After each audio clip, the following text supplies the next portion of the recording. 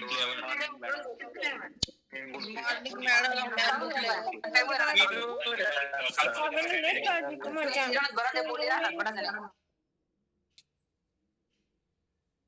Okay, जबरदस्त असे flavour होते आणि आवड प्रत्येकाची वेगळी असते. त्यामुळे पहा फ्लेवर सुद्धा वेगळे. आपल्या आवडीनुसार फ्लेवर घेता येतो इथे. बरोबर आहे की नाही? किती आनंदाची गोष्ट आहे ना. आणि आपल्या आवडीनुसार आपल्याला काही करायला भेटलं का ते आपण आनंदाने जास्त करतो. आणि मग आपल्या प्रत्येकाचे फ्लेवर जरी वेगळे असले तरी काम एकच आहे बरं का, हे लक्षात घ्या नेहमीच. तर चला, आज हॅपी टू हेल्प. हॅपी म्हणजे काय? आनंदी. आणि हेल्प म्हणजे काय? तर मदत. आज तुम्हाला आम्ही आनंदी जगण्यासाठी मदत करणार आहोत. तुम्ही तयार आहात का? आणि एक मेन्शन करायचंय, आता 202 डिव्हाइस आहेत. कोणाला जर जायचं असेल तर आत्ताच जा, मध्ये मध्ये जाऊ नका, कारण निम्म नॉलेज घेतलेलं काहीच उपयोगाचं नसतं. तर सर्वांनी काय करायचंय, पेन आणि डायरी घ्यायची, ओके. आणि त्या नोट्स तुम्ही घेताल त्या तुम्हाला पण उपयोगी पडू शकतात आणि इतरांना मदत करण्यासाठीही उपयोगी पडू शकतात.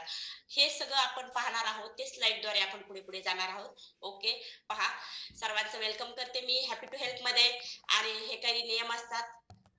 तर काय, आपला मोबाईल स्विच ऑफ करायचा, ओके, मध्ये बोलायचं नाहीये, आणि नो स्मोकिंग, ओके, आणि टेक द नोट्स. ओके, चला तर पुढे जाऊया आपण. पहा, आजचे म्हणजे दगदगीचे हे आपली जीवनशैली आहे, त्यामध्ये काय होत आहे तर पहा, प्रत्येक व्यक्तीला कशाचा ना कशाचा ट्रेस आहे. मग तो कशाचाही असू शकतो. एखादी गोष्ट आपल्या घरात जर एखादं म्हणजे वादविवाद झाले तरी त्याला ट्रेस येऊ शकतो. एखाद्या, तो जिथे काम करतो तिथं जर काही त्याच्या अनपेक्षित घटना घडली तरी त्याला ट्रेस येऊ शकतो. परत हे धावपळीचं युग आहे, कोणी जर त्याच्या पुढे गेलं तर त्याला परत ट्रेस येतो, अरे हा पुढे गेला मी मागेच राहिलो. म्हणजे प्रत्येक गोष्टीत परत आपले कौटुंबिक काही समस्या असतात, मुलं, आई वडील, समजा पत्नी, याच्यामध्ये काही कलह झाला तरी त्याला ट्रेस येतो. असे म्हणजे काय आहेत, प्रकार आहेत ट्रेस येण्याचे. तर अशा ट्रेस मधून व्यक्ती जात असतो. म्हणजे पुरुषच जातो का? नाही, स्त्रिया पण जात असतात. मग काय, तर याला पर्याय निवडतात. काही म्हणजे थोड्या वेळापुरता का होईना आपला ट्रेस रिलीज होण्यासाठी किंवा आपण त्याच्यातून आपल्याला रिलीफ मिळण्यासाठी ते काहीतरी नको त्या साईडला जातात. म्हणजे काय, तर मद्यपान करतात, धूम्रपान करतात. आता महिला करतात का? तर नाही, काही करत असतील, पण असं नाहीये की महिला करतात. महिलांचा वेगळा असतो बरं का. मग त्या पण, त्यांना पण ट्रेस आला, त्या पण कुठेतरी काय होणार ना, बाहेर त्यांचा ट्रेस बाहेर पडणार. तो वेगवेगळ्या पद्धतीचा असू शकतो. तर मग याच्यात काय व्हायला लागलंय, तर आपण चुकीच्या लाईफस्टाईल कडे चाललो. ओके, हे झालं काय, तर ट्रेस आला तर आपण ह्या गोष्टी करतो. ओके, परत आता काही काही लोकांना काय ना, थोडंसं डोकं दुखलं लगेच ते चहा वगैरे घेतात. अरे चहा घेतलं मला भारी वाटतं, पण त्याचा परिणाम तुमच्या शरीरावर होतो हे त्यांच्या लक्षात येत नाही. ह्या गोष्टी होत चालल्यात. आता हे झालं, मी सांगितलं काही ट्रेस आला म्हणजे दुःख झालं तर ते असे वागतात. मग काही लोक काय करतात, आता दरवेळेस दुःख येईल असं नाहीये. आयुष्य आहे, त्याच्यात कधी दुःख कधी सुख आहे, बरोबर की नाही. मग आनंद झाल्यावर काय करतात, आनंद झाला का आपल्याला ना, आता हे म्हणजे आजकालचं युग तर असं झालंय ना की प्रत्येक गोष्टीचं सेलिब्रेशन लागतंय. छोटे काय होऊ द्या, लगेच सेलिब्रेशन, एखादी वस्तू घेतली सेलिब्रेशन, चला. मग हे सेलिब्रेशन करण्यासाठी ते काय करताय, पार्ट्या करताय. तिथं पण वेगळ्या वेगळ्या पद्धतीचं अन्नग्रहण करताय, पार्ट्यामध्ये, हॉटेलला जाणं, परत घरी, बरं हॉटेलला नाही गेलं तर घरी काय करताय, पेढे आणताय, मिठाई आणताय. मग पहा, भारतामध्ये जेवढी लोकसंख्या आहे तेवढ्या प्रमाणात खरंच दूध आहे का? तर नाहीये. मग जर आपण बेकरीचे पदार्थ घेतलो तर बेकरीच्या प्रत्येक पदार्थासाठी आपल्याला दुधाची आवश्यकता असते. आणि मग दूध जर लोकसंख्येच्या प्रमाणात जेवढं आवश्यक आहे तेवढं नाहीच आहे, मग हे दूध येतं कुठून, हे कसं तयार होतं, आणि त्याच्यातून जी आपण मिठाई खातोय ती खरंच चांगली आहे का शरीरासाठी, याचाही विचार केला पाहिजे. आणि याचं सर्वात, आता सांगितलं तुम्हाला, सुख आणि दुःखामध्ये जे काही आपण करतो तर त्याचा काय परिणाम व्हायला लागलाय, तो तुमच्या शरीरावर परिणाम होत चाललाय आणि तुमचा लठ्ठपणा वाढत चाललाय. नको त्या गोष्टीला तुम्ही आमंत्रण देताय आणि तुम्ही आजारी पडत चालला आहात. तर चला पहा, मग आपली लाईफस्टाईलचे काही डिसीज आहेत, 5 लाईफस्टाईल डिसीज. मग त्याच्यात काय आहे तर पहा, मधुमेह, हार्ट अटॅक, परत ब्लड प्रेशर, परत आपण म्हणतो ना झटका आला, स्ट्रोक म्हणजे झटका, परत कॅन्सरचे वेगवेगळे प्रकार. ह्या काय व्हायला लागल्यात, ह्या फक्त आणि फक्त लठ्ठपणामुळे हे आजार होत आहेत. आणि हे आजार तुम्हाला टाळायचे असेल तर लठ्ठपणाकडे तुम्हाला लक्ष द्यावं लागेल. चला तर आपण पुढे जाऊया. तर पहा, पहा आपल्याला ना आनंद कधी होतो ना, आपला मुलगा पहिला रँकमध्ये आलाय माझा मुलगा, आनंद होतो. मग तसंच भारत देश हा जर एखाद्या अव्वल स्थानी गेला, म्हणजे 1 नंबर आला कुठल्या जगातून, तर आपल्याला काय होतो? आनंद होतो आणि अभिमान पण वाटतो. पण जसं एक उदाहरण देते, ऑलिम्पिकमध्ये जर आपण 1 नंबर आलो, तर आपल्याला किती अभिमान वाटेल ना? पण नाहीये, तिथं आपला नंबर खाली आहे. पण खंताची गोष्ट आहे, की काही असे आजार आहेत, त्यामध्ये आपला भारत अव्वल आहे. हे खरंच वाईट गोष्ट आहे, विचार करण्यासारखी गोष्ट आहे आणि हे का घडतंय याचाही आपल्याला विचार करायचा आहे आणि भारत देश हा डायबिटीज आजारामध्ये 1 नंबर आहे. ही विचार करण्यासारखी गोष्ट आहे आणि ती फक्त चुकीच्या लाईफस्टाईलमुळे. चला पुढे जाऊया आपण. ओके. तर पहा आता तुम्ही पाहताय 6 तुम्हाला काय दिसतायत पिक्चर दिसतायत. त्यामध्ये पहिला पिक्चर कशाचा आहे? तर पहा शेतकरी आहे आणि शेतकरी हा आपला अन्नदाता आहे. ओके. पूर्वीच्या काळात लोकसंख्या कमी होती आणि जे काही क्षेत्र होतं जमिनीचं क्षेत्र होतं ते भरपूर होतं. मग एका-एका व्यक्तीकडे 20-20 एकर जमीन असायची. मग ते काय करायचे? लोकसंख्या कमी होती, त्यांना काही एवढं उत्पन्न काढायचं नाही. त्यांना हवं तेवढं उत्पन्न ते काढायचे. मग ते काय करायचे? एका जमिनीवर एकच पीक घेतलं जायचं. कारण त्यांना जमिनीचा कस टिकून ठेवायचा होता आणि जमिनीचा कस चांगला असेल तर पीक पण चांगलं येतं. त्यामुळे ते काय करायचे, वर्षातनं एका जमिनीवर घेतलं जायचं. पण आता काय झालंय, लोकसंख्या वाढली आहे. क्षेत्र तर वाढलं नाहीये, फक्त लोकसंख्या वाढली आहे. मग काय त्याचा परिणाम असा झालाय, की आपल्याला कमीत कमी क्षेत्रामध्ये जास्तीत जास्त पीक हे करायचंय, घ्यायचंय आणि मग याचा परिणाम असा झाला, की शेतकरी वर्ग त्याचा पण नाईलाज आहे बरं का. तो काय मुद्दाम करतोय असं काही नाहीये. कारण त्याला पण उत्पन्न द्यायचंय, आपल्याला अन्न अन्न पुरवायचंय म्हणून त्याने काय करायला सुरुवात केली, वर्षातून 3 ते 4 पिकं तो घ्यायला लागला आणि त्या जमिनीचा कस आता काय झालेला पूर्णपणे कमी झालेला आहे. बरं कस कमी झाला का खरंच पीक चांगलं येतं का? नाही येत. मग त्याच्यासाठी त्याने काय सुरुवात केली आहे, तर रासायनिक खताची सुरुवात केली. त्यांनी सुरुवातीलाच रासायनिक खतं जमिनीमध्ये गेले, त्याचा कस कमी झालाय आणि त्याच्यापुढे काय आता हे रासायनिक खतं यूज केले. पण प्रदूषण इतकं वाढलंय, की त्याचा परिणाम पिकावर होऊ लागला. मग त्याच्यासाठी त्याने परत तणनाशक सुरू केले. मग त्याच्यावर फवारणी सुरू झाली. मग रासायनिक द्रव्याची फवारणी होऊ लागली. परत काय तर लवकरात लवकर धान्य आपल्याला पाहिजे. त्यामुळे त्याच्यावर परत वेगवेगळे प्रयोग केले जातात आणि म्हणजे अन्नधान्य पटकन काय व्हावं तयार व्हावं यासाठी वेगवेगळे प्रयोग सुरू झालेले आहेत. तर पहा आता हे झालं आपण पाहिलं त्याच्या पेरणीपासून तर त्याचं काय केलं आपण उत्पन्न आलं. आता काय तर त्याची साठवणूक कुठे केली जाते? ती योग्य पद्धतीने केली जाते का? हे पण खूप महत्वाचं आहे. योग्य ठिकाणी ती केली जाते का? याच्यावर पहा आपण ट्रक पाहतोय तिथं पक्षी किती बसलायत. म्हणजे हे खरंच योग्य पद्धतीने त्याची साठवणूक आहे का? तर नाहीये. त्याचा पण परिणाम त्या अन्नधान्यावर होत आहे. पहा आता पुढच्या चित्रात आपल्याला दिसतोय भाजीपाला. हं? पहा ती खरंच स्वच्छ ठिकाणी आपण हा भाजीपाला आणतो, स्वच्छ धुतो, पण जे काही त्याच्यावर रासायनिक द्रव्य मारलेले आहेत ते त्याच्यातून गेलेले आहेत का? ती पहा स्वच्छ ठिकाणी सुद्धा ते नाहीये.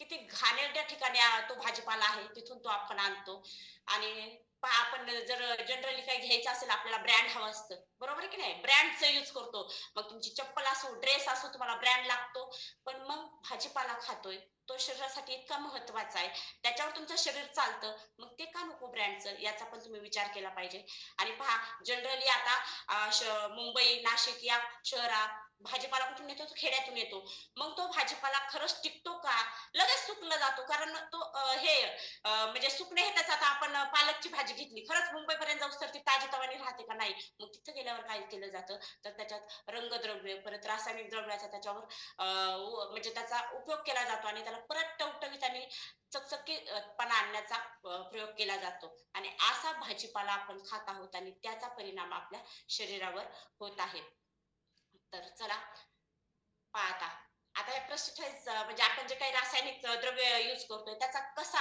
आपल्या मानवी शरीरावर परिणाम होतोय त्याचा एक व्हिडिओ पाहूया आपण कीटनाशक छिड़काव से मिट्टी में इतने जहरीले रसायन मिल चुके हैं कि अनाज का हर दाना जहरीला है। बहुत कम लोग जानते हैं कि एक बार खेतों में छिड़क दिए जाने के बाद ये जहर 100 साल तक नष्ट नहीं होते।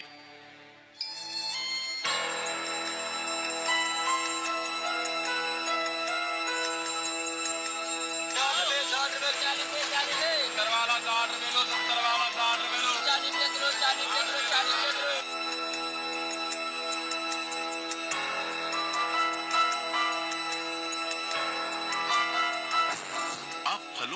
सब्जियों को चाहे जितना धो लें, जहर आपके पेट में पहुंच ही जाएगा।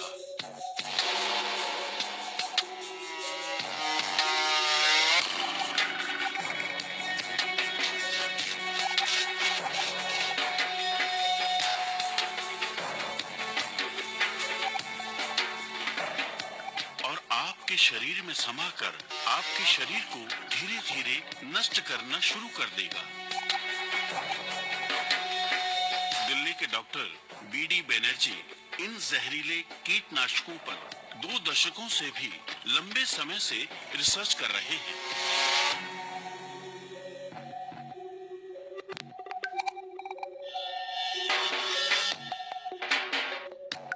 किसान ने किसी भी पेस्टिसाइड का यूज किया, उसने तो अपने फायदे के लिए, क्रॉप को बचाने के लिए।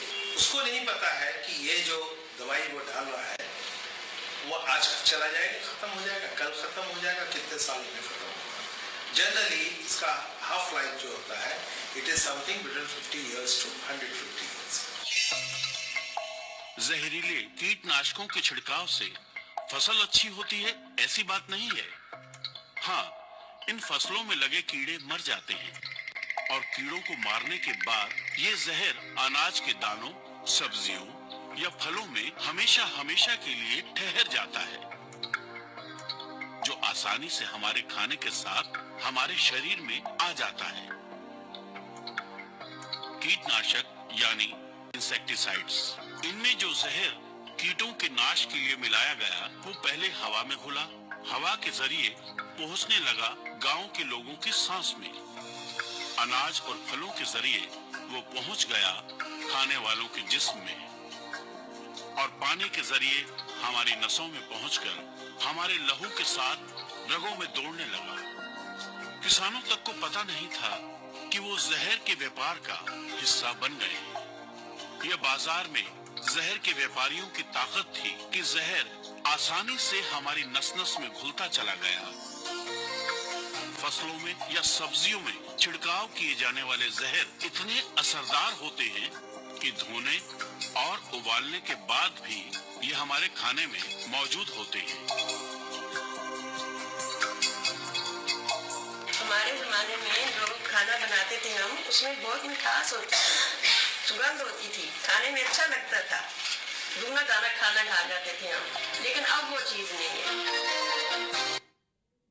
तर चला, आजीने सांगितलं पूर्वीचं अन्न हे त्यांना गोड लागायचं आणि खाण्यात म्हणजे त्यांना आनंद मिळायचा, पण आत्ताच तसं नाहीये का?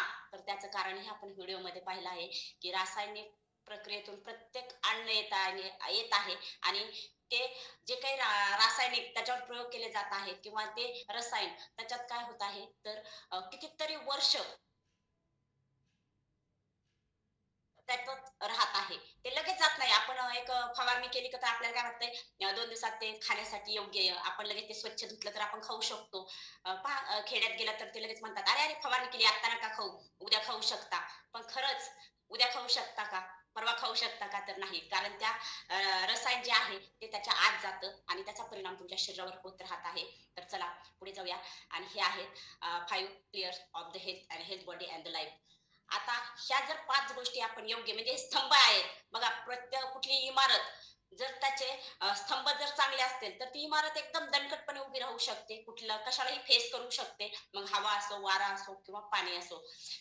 तर तसंच आपलं आयुष्य आहे आणि त्याच्यासाठी पण काही हे आहेत म्हणजे स्तंभ आहेत. ते कुठले तर ते 5 स्तंभ हे आहेत.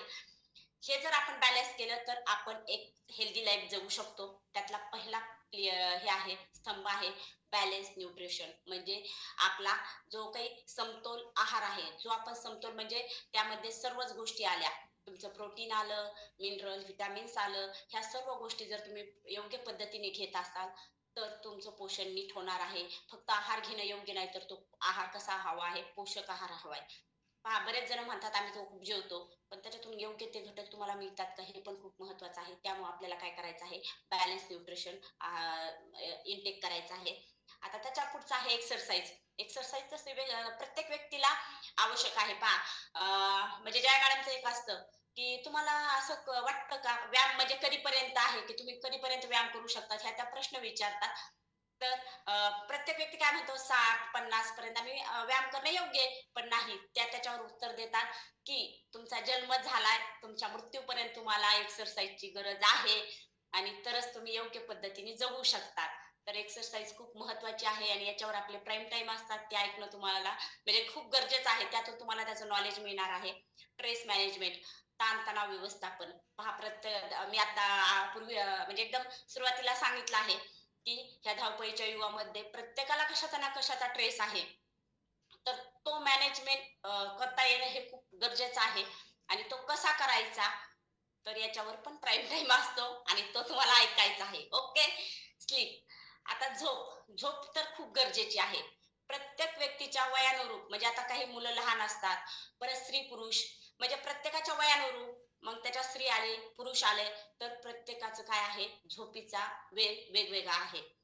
आणि जर तुमची झोप पूर्ण व्यवस्थित झाली तर पहा तुम्ही फ्रेश राहतात, एनर्जेटिक फील होतं दिवसभर. जर तुमची झोपच कंप्लीट नाही झाली तर तुम्हाला ऍसिडिटी, मायग्रेनचा त्रास व म्हणजे हे आजार सुरू होतात. त्यामुळे झोप घेणं खूप गरजेचं आहे. याच्यासाठी पण प्राईम टाइम आहे आणि तो तुम्ही ऐकणार आहात. ओके.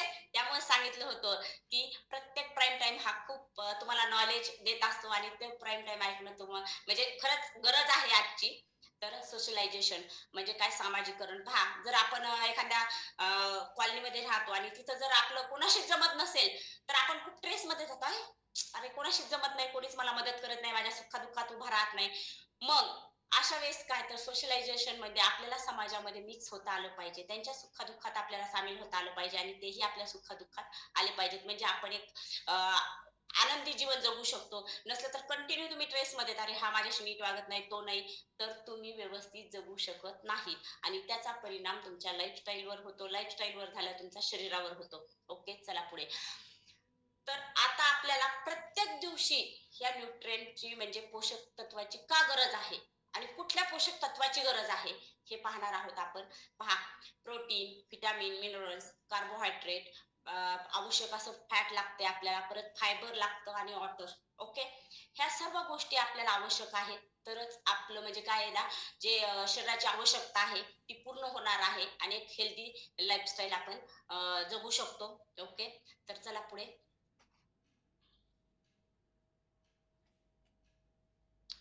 हा. आता सध्या काय होत आहे म्हणजे म्हणतात ना प्रत्येक जण जे जिभेला चांगलं लागतं ते शरीरासाठी चांगलं नसतं. त्यातला हा प्रकार आहे. आपल्याला काय आवडतं ना जे नको असतं ते खूप आवडतं आणि जे हवं असतं त्याच्याकडे आपण पूर्णपणे दुर्लक्ष करतो. मग काय नको असतं आपल्या शरीरासाठी तर मीठ, साखर, तेल, मसाला, कॅलरीज आणि कार्बोहायड्रेट हे आपल्या शरीरासाठी खरंच चांगले नाहीयेत. हा तुम्ही योग्य म्हणजे योग्य प्रमाणात म्हणजे थोडंफार प्रमाणात घेऊ शकता कारण त्याच्याशिवाय काय अन्नाला हे येणार नाही. आता मीठ तुम्हाला मीठ नाही घेतलं तर मग कसं होईल? चव येणार नाही. ओके. पण त्याचं प्रमाण पण असतं आणि ते काय नकोय पण तरी पण थोड्या प्रमाणात घेतले जातात. ओके. मग आपल्याला आवश्यकता कशाची आहे? तर आपल्याला आवश्यकता आहे व्हिटॅमिन, मिनरल्स, प्रोटीन, फायबर आणि वॉटर याची आवश्यकता आहे. ती किती प्रमाणात आहे आणि त्याचा परिणाम पण खूप चांगला होतो शरीरावर. ह्या गोष्टी लक्षात घ्या. जे आवश्यक आहे त्याच्याकडं लक्ष द्या आणि जे आवश्यक नाही त्याच्याकडे आता दुर्लक्ष करा. मी आधी सांगितलं होतं की आवश्यकतेकडे दुर्लक्ष आहे तर तसं न करता जी आवश्यकता आहे त्याच्याकडे लक्ष द्या. ओके. तर चला आपण जर हे करणार आहोत आता एक व्हिडिओ पाहणार आहोत बॅलन्स डाएटचा. ओके.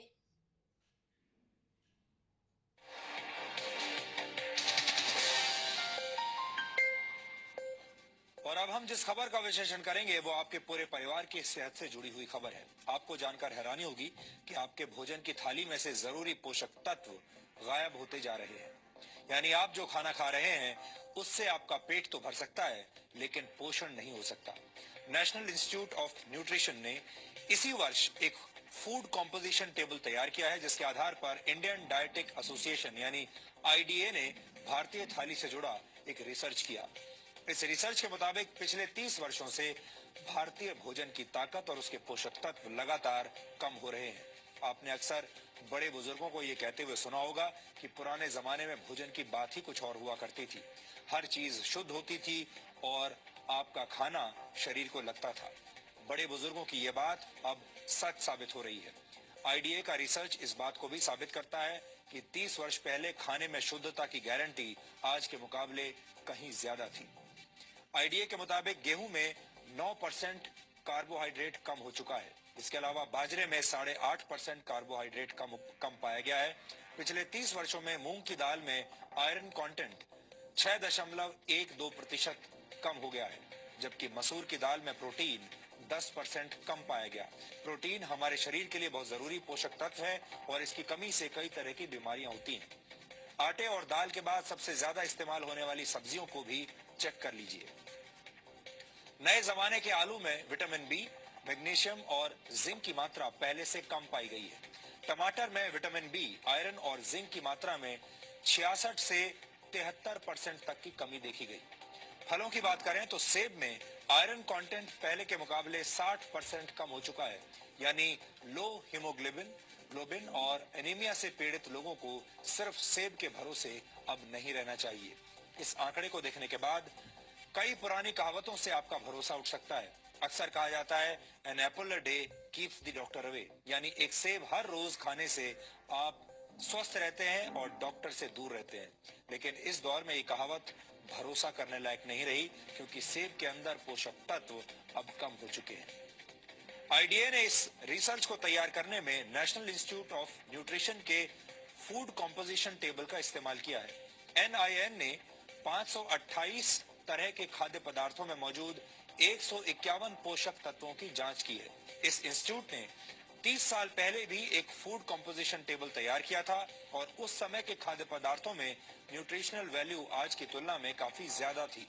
एक्सपर्ट्स के मुताबिक खेतों में पैदावार बढ़ाने और फसल को बीमारियों से बचाने के लिए पेस्टिसाइड्स और खाद का ज्यादा इस्तेमाल किया जाता है और केमिकल के ज्यादा इस्तेमाल से भारत की मिट्टी में पोषक तत्व लगातार कम हो रहे हैं, जिसकी वजह से खेतों में उगने वाले अनाज, सब्जियों और फलों के पोषक तत्वों में भी गिरावट आ रही है।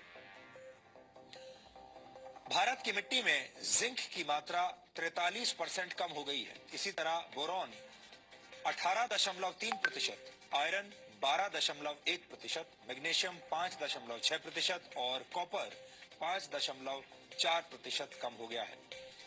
जाहिर है, जब फसल को पैदा करने वाले खेतों में ही पोषक तत्व कम होंगे तो खाने पीने की चीजों में न्यूट्रिशनल वैल्यू भी कम मिलेगी। भारत धीरे धीरे बीमार और थके हुए लोगों का देश बनता जा रहा है। दिसंबर 2015 में आई द लैंसेट की एक रिपोर्ट के मुताबिक सेहत के मामले में 5 ब्रिक्स देशों में भारत सबसे नीचे है। ब्रिक्स देशों में भारत के अलावा ब्राजील, रशिया, चीन और साउथ अफ्रीका शामिल है। 2013 में पूरी दुनिया में बीमार लोगों की कुल संख्या में से 20% भारतीय थे। भारत में इस वक्त 7 करोड़ लोग डायबिटीज के शिकार हैं और डायबिटीज का मरीजों की संख्या के मामले में भारत चीन के बाद दूसरे नंबर पर है। वर्ल्ड कांग्रेस ऑफ कार्डियोलॉजी के मुताबिक सन 2020 तक भारत में होने वाली 40% मौतें दिल से संबंधित बीमारियों की वजह से होंगी। भारत में हर 10 में से एक व्यक्ति किडनी की बीमारी से पीड़ित है और ज्यादातर लोगों को इसका पता तब चलता है जब उनकी किडनी 60% तक बेकार हो चुकी होती है। ये सारी बातें सुनकर आप चिंतित जरूर हो रहे होंगे।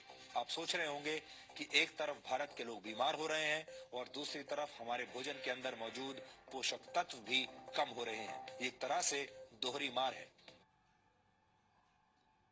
आपण पाहिलं आता की पूर्वीचं ताट आणि आत्ताचं ताट सेमच आहे.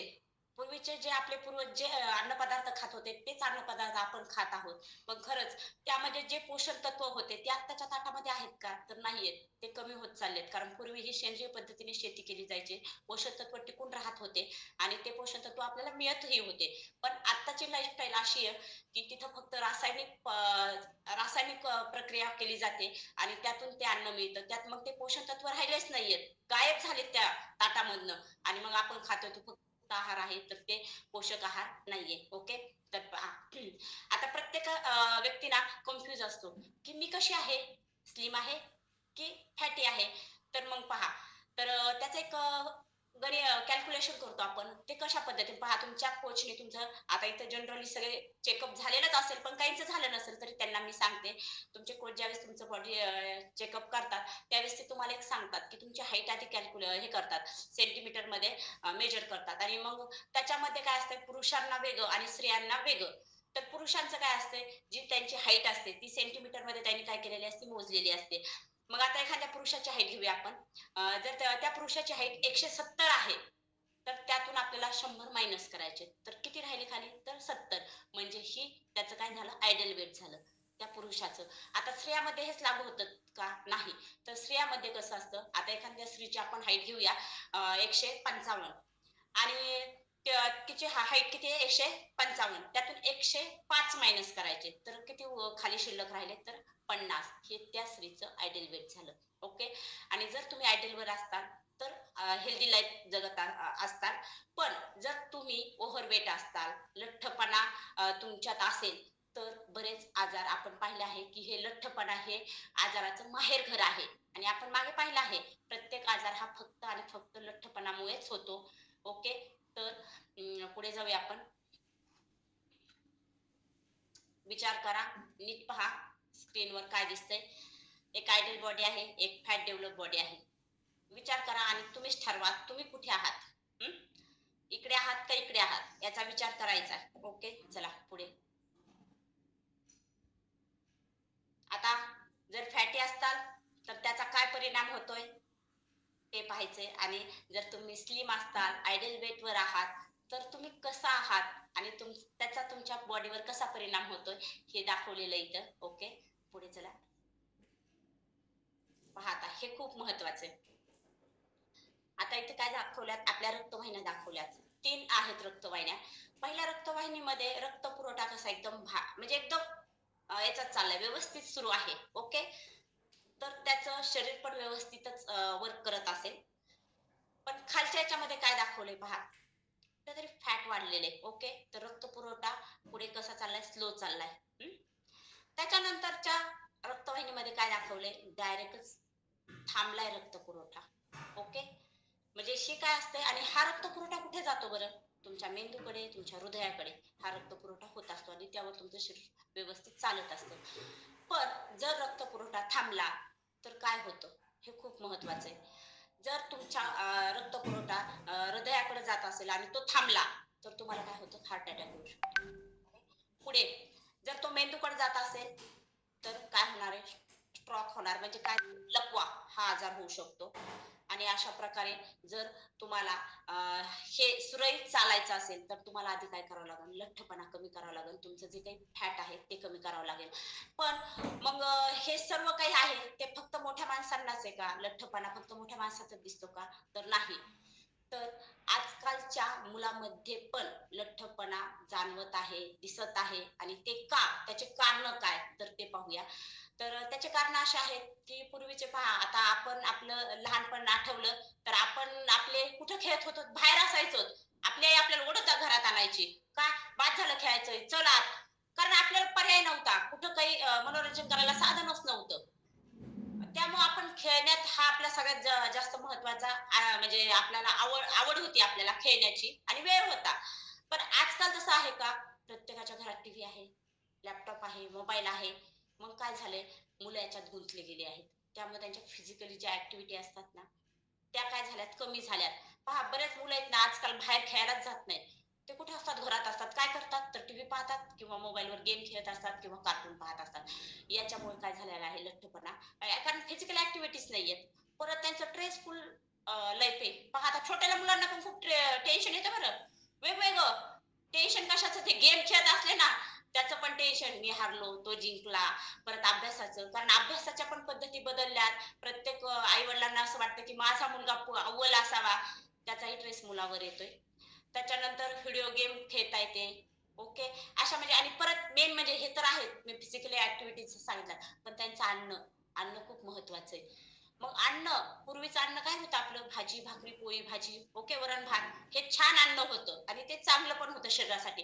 पण आजकालची मुलं आवडतात का, आपण पोळी भाजी दिली की नको, त्यांना काय हवा असतो, पिझ्झा बर्गर, ह्या गोष्टी त्यांना आवडतात. आणि त्याचाच परिणाम त्यांच्या शरीरावर होत चाललेला आहे. आणि त्यामुळे लहान मुलामध्ये पण आता काय दिसत आहे, लठ्ठपणा दिसत आहे. तर पहा, विचार करा, आपल्या मुलाला आपल्याला लठ्ठ करायचंय की स्लिम ठेवायचंय, आणि त्याच्यासाठी त्याला कुठला आहार द्यायचा याचाही जराशी आपल्याला विचार करावा लागेल. ओके, चला पुढे पहा. Smart work. दोन्ही पण आपल्याकडं असतात. काही लोक हार्ड वर्क करतात तर काही स्मार्ट वर्क करतात आणि गरज आहे आजची. ओके. तर एका घरातील दोन भाऊ आहेत असं समजा. एक हार्ड वर्क म्हणजे शेतात काम करतो आणि दुसरा बैठे काम करतो म्हणजे ऑफिसला जातो. घरात अन्न दोघांना सारखंच बनवलं जातं, कारण स्पेशल याला वेगळं बनवा आणि त्याला वेगळं बनवा, कारण हा बैठे काम करतो, हा हार्ड काम करतो, असं काहीच नसतं. जनरली किचन मध्ये स्वयंपाक सगळ्यांना सारखाच बनवला जातो. आणि मग दोघांच्या ताट पहा सेम आहे, दोघांचं ताट सेम आहे. मग हार्ड वर्क जो व्यक्ती करतो तो ते डायजेस्ट करू शकतो, कारण तो हार्ड वर्क करतोय, त्याला गरज आहे त्याची. पण बैठे काम करणारा व्यक्ती तो डायजेस्ट करू शकतो का ते अन्न इतकं हार्ड? कारण त्याच्या कॅलरीज बर्न होत नाही, तो बैठे काम करतोय आणि याचा परिणाम ही त्याच्या शरीरावर होत चाललेला आहे आणि त्यामुळे लठ्ठपणा वाढत चाललेला आहे. ओके. आणि याच्यामुळे काय तर पहा, आता लठ्ठपणामुळे आपली प्रतिकार क्षमता कमी होते आणि ही प्रतिकार क्षमता कमी झाली आणि याचा प्रत्यय आपल्याला कधी आलेला आहे पहा. कोविड मध्ये बरेच व्यक्ती आहेत ना, ज्यांची प्रतिकार क्षमता कमी होती त्यांना फास्ट लगेच कोविड झाला, त्याचा इफेक्ट त्यांना जाणवला. पण जे काही हे होते काय म्हणतात ना, म्हणजे त्यांची लाईफस्टाईल छान होती, ते नाही त्याच्या आहारी गेले, त्यांना कोविड पण झाला नाही, ते तिथं पण कसे राहिले, स्ट्रॉंग राहिले. पण मग आपली प्रतिकार क्षमता ही खूप महत्वाची असते आणि ती फक्त आपल्या हातात आहे. ओके. तर चला हा पण व्हिडिओ पाहूया. मोटापे से जुड़े खतरों के प्रति लोगों की जागरूकता इसलिए भी बढ़ रही है क्योंकि जब कोई व्यक्ति मोटापे का शिकार होता है तो कोविड-19 जैसी बीमारियां उसके लिए ज्यादा घातक हो जाती हैं। इससे पहले आपने शायद अपने शरीर को, अपने स्वास्थ्य को इतना गंभीरता से नहीं लिया होगा। आप अपनी कार की सर्विसिंग पर ज्यादा ध्यान देते होंगे, लेकिन अपने शरीर की सर्विसिंग पर आपका ध्यान नहीं होगा। जबकि होना यह चाहिए कि जैसे आप अपनी गाड़ी की सर्विस कराते हैं, वैसे ही आपको अपने शरीर की सर्विस भी करानी चाहिए, शरीर का ध्यान रखना चाहिए। हाल ही में कोविड-19 के 812 मरीजों पर एक स्टडी की गई जिसमें यह पता लगा कि इनमें से 70% मोटापे का शिकार थे और जिन लोगों की कोविड-19 से मौत हुई उनमें से 82% को मोटापे की शिकायत थी, यानी वो जरूरत से ज्यादा वजन वाले लोग थे। भारत में फिलहाल 5% जनता मोटापे का शिकार है, लेकिन आने वाले एक दशक में यह संख्या बढ़कर 40% हो जाएगी। मोटापा अपने आप में एक बीमारी तो है ही, लेकिन ये साथ में दूसरी बीमारियां भी लेकर आता है। ये अपने साथ हार्ट अटैक, स्ट्रोक, हाई ब्लड प्रेशर, डायबिटीज और कैंसर जैसी बीमारियां भी लेकर आता है। इसलिए मोटापे को भी एक महामारी मानते हुए इससे लड़ने की जरूरत है। और आप सोचिए, एक जमाना था जब लोग भूख से मरते थे क्योंकि खाने के लिए नहीं है, और अब लोग ज्यादा खाने की वजह से मर रहे हैं। संतुलित वजन अच्छे स्वास्थ्य की कुंजी है। जिसके पास आज अच्छा स्वास्थ्य है वही इस दौर में एक विजेता की तरह उभर सकता है। जिसके पास अच्छा स्वास्थ्य होगा और मजबूत इम्यूनिटी होगी, उसे ही अब आने वाले भविष्य में अच्छी नौकरियां मिलेंगी, वही हवाई यात्रा कर पाएगा, उसे ही शॉपिंग मॉल और सिनेमा हॉल्स में एंट्री मिलेगी, और एक स्वस्थ व्यक्ति ही कर पाएगा और वही अपने आप को कोरोना वायरस से बचा भी पाएगा। इसलिए अपने स्वास्थ्य को प्राथमिकता देते हुए उस पर काम कीजिए और कुछ जरूरी टिप्स अपनाकर खुद को, अपने परिवार को स्वस्थ रखने की आप कोशिश कीजिए। आपण ह्या व्हिडिओ पाहिलं की काय आहे ना, म्हणजे पूर्वी लोक कशाने मरत होते, त्यांना अन्न मिळत नव्हतं. आणि आत्ताचे लोक कशाने मरतायत तर जास्त अन्न खाताय म्हणून. आणि याचं कारण आहे लठ्ठपणा. ओके. आणि ब्रिटनमध्ये माहितीये का तुम्हाला, जर तुम्ही लठ्ठ असाल ना तर तुम्हाला सिनेमागृह मध्ये प्रवेश दिला जात नाही, म्हणजे विमान प्रवासही करता येत नाही अशी. आणि हे सर्व काय सर्व याचं कारण काय आहे तर तुमचा लठ्ठपणा. ओके. तर पहा आता बरेच जण म्हणतात, आपण जर त्यांना सांगितलं ना आमच्याकडे या वर्कआउट करा वगैरे, तर त्या म्हणतात नाही नाही आम्ही चालायला जातो. कुठे जातो? वर्कआउटला. सकाळी वॉकिंग करतो आम्ही. मग ते काय करतात, एक 5-6 किलोमीटर चालण्यासाठी जातात आणि मग त्याच्यात कॅलरी किती बर्न होतात? 400 कॅलरी बर्न होतात. मग तिथून आल्यावर काय त्याने काय केलं, आउटपुट केलं की 400 कॅलरी बर्न केल्या, कारण त्या चालण्यासाठी गेल्या होत्या. पण तिथून आल्यावर घरी काय करतात, त्यांच्या पुढे काय काय दिसतं, कारण त्या घरी आल्याला एक त्यांचे आम्ही चालायला गेलतो, चला मग लवकर त्यांच्या पुढे काय येतो, नाश्ता. आणि मग तो कसा असतो, त्याच्यात काय असतं, पोहे, ब्रेड, चहा. आणि कॅलरी बर्न किती केलेले असतात? 400. आणि आल्या आल्या घरी ते काय खातात, मस्त पोहे, उपमा, ब्रेड, चहा, आणि याने परत त्या 500 कॅलरी इनटेक करतात म्हणजे ते इनपुट करतात परत शरीरामध्ये. काही फायदा झाला का हो चालायला गेलेला? काहीच फायदा झाला नाही. उलटे 100 एक्स्ट्राच्या कॅलरी त्यांनी शरीरामध्ये घेतलेल्या आहेत. आणि मग काय? तर चला पुढे पाहूया आपण. आता आपला breakfast. Why breakfast is the important? Break and fast. Breakfast म्हणजे फास्ट म्हणजे काय? तो उपवास, आणि तो ब्रेक करायचा म्हणजे उपवास सोडायचा. ओके. जो आपण रात्री झोपलेला असतो, रात्रभर आपण काहीच खाल्लेलं नसतं. ओके. सकाळी उठल्या उठल्या मग आपण काय करतो? ब्रेकफास्ट करतो. तो कसा? पहा, आता ही तर दाखवलं स्लाइड मध्ये तुम्हाला. आपलं ब्रेकफास्टचे इंडियन ब्रेकफास्ट आहे हे सर्व. त्यामध्ये पहा काय आहे? डोसा, चहा, इडली, आणि हे तर खूप मोठे पदार्थ आहेत. ओके. आणि ही आहे बिर्याणी. हे पदार्थ आपण लगेच घेतो कारण आपला ब्रेकफास्ट आहे. आपल्याला इथं काय करायचं? उपवास सोडायचा आहे. हे गरजेचं आहे का? हा पण विचार करायचा. याच्यातून खरंच आपल्याला महत्वाच्या गोष्टी मिळतात का? विचार करण्यासारख्या गोष्टी आहेत. चला पुढे जाऊया. मग आता तो ब्रेकफास्ट होता इंडियन. ओके. तो आयडियल होता का नाही ते तुम्ही आता ठरवणार आहे. आता हा आयडियल ब्रेकफास्ट. ओके. त्याच्यामध्ये पण आता हे आपण पहिला पाहणार आहोत तो आहे कार्ब बेस ब्रेकफास्ट. मग कार्ब बेस म्हणजे कार्बोहायड्रेट, ज्यामध्ये जास्त कार्बोहायड्रेट आहे असा ब्रेकफास्ट आपण केला तर काय होती ना, आपली तात्पुरती एनर्जी लेवल वाढते आणि लगेच शुगर लेवल वाढते. ओके. थोड्या वेळाने काय होतं? परत शुगर लेवल डाऊन, आपली एनर्जी लेवल पण डाऊन. लगे आपण परत काय करतो? अन्न इनटेक करतो. परत तीच म्हणजे up and down he process continue होत राहते. जो तुम्ही जर म्हणजे कार्बोहायड्रेट ब्रेकफास्ट घेत असेल तर ही तुमची प्रोसेस सुरू राहते. आता मग काही लोक म्हणतात असं होतं का? मग नकोच. मी काय करतो? त्याच्यातून जर आजार निर्माण होत असेल, मी जर कार्बोहायड्रेट ब्रेकफास्ट घेतला, मला असे डायबेटीज, ब्लड शुगर म्हणजे हाय ब्लड, हे जर आजार होत असतील तर मी काय करतो ना, ब्रेकफास्टच करत नाही. इतका घातक आहे का तो ब्रेकफास्ट? तर मी ब्रेकफास्टच करत नाही. असे काही व्यक्ती असतात ते लगेच सांगतील.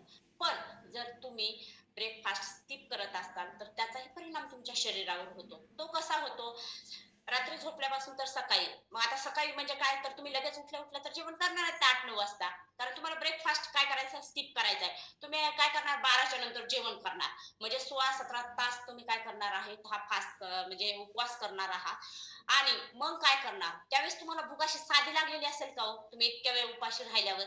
100% नाही. इतकी स्ट्रॉंग भूक लागते आपल्याला आणि आपण काय करतो? एक्स्ट्राचा आहार घेतो, जास्तीत जास्त अन्न इंटेक करतो आणि त्याचा परिणाम असा होतो की तुमचं फॅट वाढतं आणि तुमची शुगर लेवल पातळीपेक्षाही कमी होऊन जाते. मग तुम्हाला तुमचा ब्रेकफास्ट स्किप करायचा आहे की नाही हे तुम्ही ठरवा. ओके. तर हे झालं कार्बयुक्त ब्रेकफास्ट, आणि जर तुम्ही ब्रेकफास्ट केला नाही तर त्याचा परिणाम काय होतो हे पाहिलं. ओके.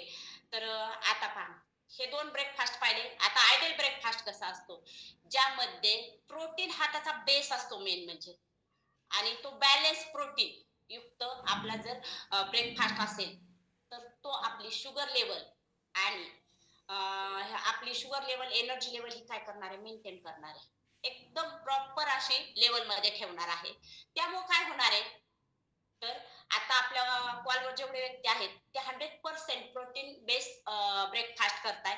तर मग आपल्यात काय बदल झालाय? तर आपली एनर्जी लेवल वाढली आहे. ओके. आपल्याला थकवा जाणवत नाही, काहीच नाही. आपली शुगर लेवल पण काय झाली? नॉर्मल, एकदम व्यवस्थित सुरू आहे. ओके. आणि ह्या सर्व गोष्टी छान होत आहे. दिवस चांगला चाललाय आपला, आणि त्यामुळे आपण काय करायला लागलो? आपल्या एक्स्ट्राच्या कॅलरी सुद्धा बर्न होत चालल्यात, आणि त्यामुळे काय व्हायला लागलंय? आपण जे काही वजन कमी करण्यासाठी इथं प्रोसेस मध्ये आलो ते सुद्धा योग्य पद्धतीने वजन कमी होत चाललं आहे. त्यामुळे आपल्याला मधुमेह, परत ब्लड हे बीपी यासारखे आजार होणार नाहीत. त्यामुळे इथून पुढे चॉईस करताना करा की ब्रेकफास्ट तुम्हाला कुठला करायचा आहे. ते खूप महत्वाचं आहे. ब्रेकफास्ट हा खूप महत्वाचा आहे आयुष्यात, आणि त्याच्याकडे. ओके. तर चला आता यू डिसाइड यू चॉईस. पहा इकडे किती सुंदर ना, रंगीत रंगीत टॅबलेट आहेत, आणि इकडं पण छान रंगीत रंगीत फ्रूट आहेत, मिल्क आहे. पण इकडचं चॉईस केलं तर काय होणार आहे? आजार. कारण गोळ्या टॅबलेट फक्त आपण कधी खातो? आजारी असल्यावरच खातो ना. मग इकडचं लाईफ हे तुमचं आजारी असतं तर तुम्ही टॅबलेट खाणार आहात, आणि इकडचं लाईफ कसं आहे? तर जर तुम्ही फ्रूट वगैरे खाल्ले तर तुम्ही फिट आणि फाईन राहणार आहात. ओके, चॉईस तुमची आहे, तुम्ही डिसाईड करा. ओके, चला पुढे जाऊया. येईल पुढची स्लाइड लवकरच. काय प्रॉब्लेम आहे सर? ओके, पहा. ओके, इकडं काय आहे? डस्टबिन, आणि इकडं सुंदर असं मंदिर आहे, स्वर्ण मंदिर. मग आपलं शरीर कुठे आहे याचा विचार करा. आणि आपण मंदिरात जाताना पहा, नेहमी आपली चप्पल बाहेर सोडतो, का तर आपल्याला त्या मंदिराची पवित्रता टिकून ठेवायची असते. आणि असं सुंदर मंदिरात जाताना आपण ती पवित्रता टिकतो. मग आपलं शरीर सुद्धा आपल्याला या स्वर्ण मंदिरासारखं ठेवायचं आहे. पण आपण करतोय का तसं करतोय का? नाही. तर आपण चुकीच्या पद्धतीने आयुष्य जगत आहोत. आपली लाईफस्टाईल चुकीची आहे. या डस्टबिन सारखं आपण आपलं आयुष्य बनवलेलं आहे. आपण नको असलेल्या गोष्टी इनटेक करतो. पहा, डस्टबिन मध्ये काय असतंय ना, नको असलेल्या गोष्टी आपण फेकल्या जातात. ओके, आणि मग सेम आता आपण पण तेच करतोय. आपल्या शरीराला आवश्यक गोष्टी नाहीयेत, त्या आपण त्यात टाकतोय, आणि आपलं शरीर आपण डस्टबिन सारखं केलंय. तुम्ही ठरवा, तुम्हाला तुमचं शरीर स्वर्ण मंदिरासारखं करायचं की डस्टबिन सारखं करायचं. ओके, तर चला, मी कांचन सचिन रेंगे माझा अनुभव सांगते. सेम आत्ताची जी शेवटची स्लाइड पाहिली, सेम माझं आयुष्य तसंच केलं. तर मी डस्टबिन सारखं केलं होतं. मला जिथं स्वर्ण मंदिर हवं होतं, माझ्या शरीराचं करायचं होतं, तर चुकीच्या लाईफस्टाईलमुळे मी माझ्या शरीराचं डस्टबिन बनवलं होतं. आणि त्याचाच परिणाम असा झाला की काही दिवसात मला थायरॉइड इंटेक झाला. आणि मग थायरॉइड इंटेक झाला, सगळे त्रास सुरू झाले. आणि त्याच काळात माझ्या कोचने मला या कम्युनिटीची ओळख करून दिली. आणि खरंच इतका जबरदस्त असा रिझल्ट झाला. लाईफस्टाईल बदलली, आहार बदलला, आणि जबरदस्त असा रिझल्ट आला मला. माझा थायरॉइड आता नॉर्मल रेंजला आहे, आणि खरंच हॅपी लाईफ जगत आहे मी. Okay, thank you. Call back to master of ceremony Bharati ma'am. Yes, thank you so much madam. मी तुम्हाला मगाशीच म्हटलं होतं की आजचा जो प्राईम टाइम होणार आहे तो अनरिलेबल होणार आहे, कारण की आजची प्राईम टाइम घेणारी व्यक्ती ही जबरदस्त आहे. आणि खूप सुंदर असा त्यांनी प्राईम टाइम घेतला, अगदी सुटसुटीत भाषेमध्ये सर्वांना समजेल असा. बघा, या आधीच्या एवढा मेकअप मध्ये बघा तुम्ही कांचन लिंगणे मॅडम, आणि नंतरच्या अगदी सिंपल, काही नो मेकअप, विदाउट मेकअप, अगदी नॅचरल.